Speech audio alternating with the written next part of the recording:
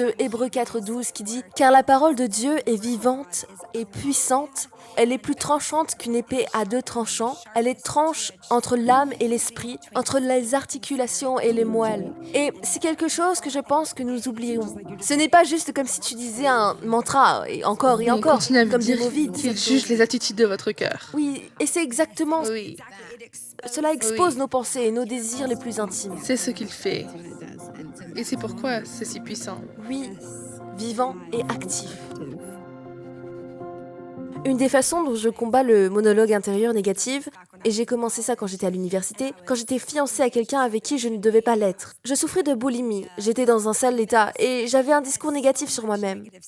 Et donc cela peut sembler une chose élémentaire à faire, mais j'ai commencé à lire la parole de Dieu à haute voix. Ouais. Où ce n'était pas cette chose que je lisais simplement, mais je le lisais à haute voix.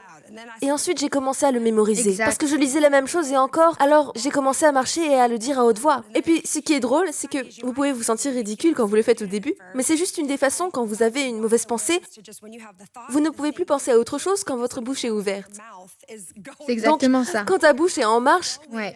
et dit la parole de Dieu, cela va automatiquement annuler les pensées négatives. Les pensées qui sont dans votre esprit. Et puis, tout d'un coup, après avoir commencé à le faire encore et encore et encore, cela va commencer à se déverser hors de vous. Parce que c'est là-dedans. Et juste l'autre jour, j'ai une fille en particulier qui se bat avec un discours négatif sur elle-même.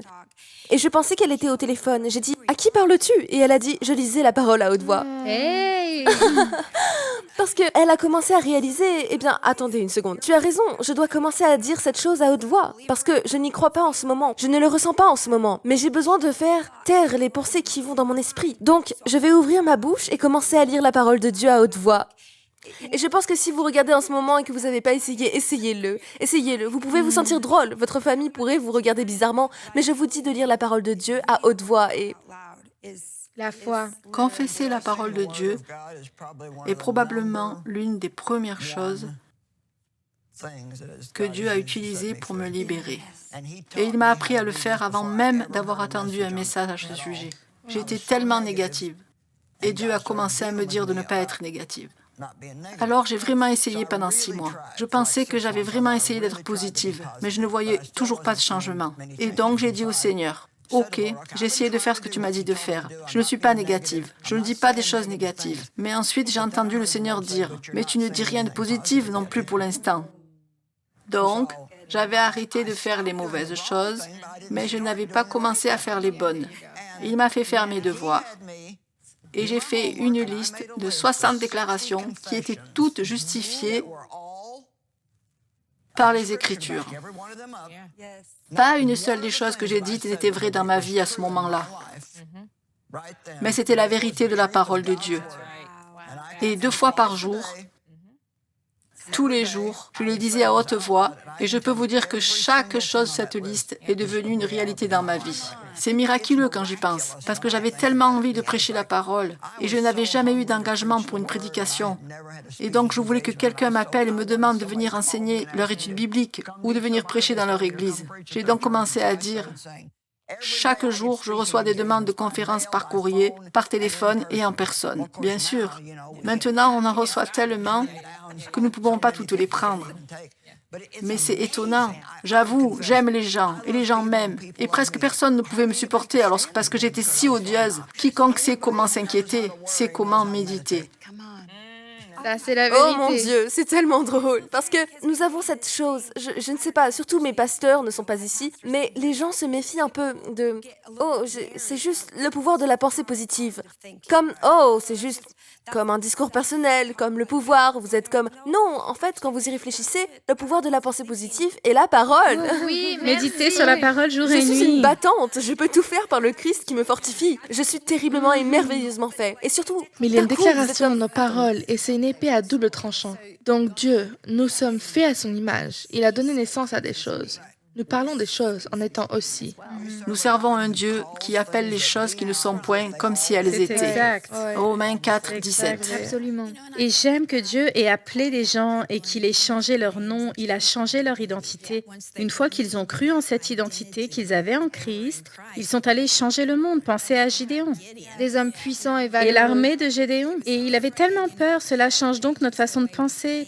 Puis cela change notre façon de vivre quand nous sommes dans l'identité du Christ, qui il dit que nous sommes. Et donc cette méditation, ce remerciement, que je suis terriblement et merveilleusement faite, je suis la justice de Dieu, je suis une nouvelle création en Christ chaque jour. J'ai besoin de ça tous les jours. Les vieilles choses ont disparu. Tout est nouveau pour La moi. Bible dit que les anges écoutent la voix de Dieu. Donc, si nous voulons que les anges travaillent pour nous, nous devons confesser la parole de Dieu à haute voix.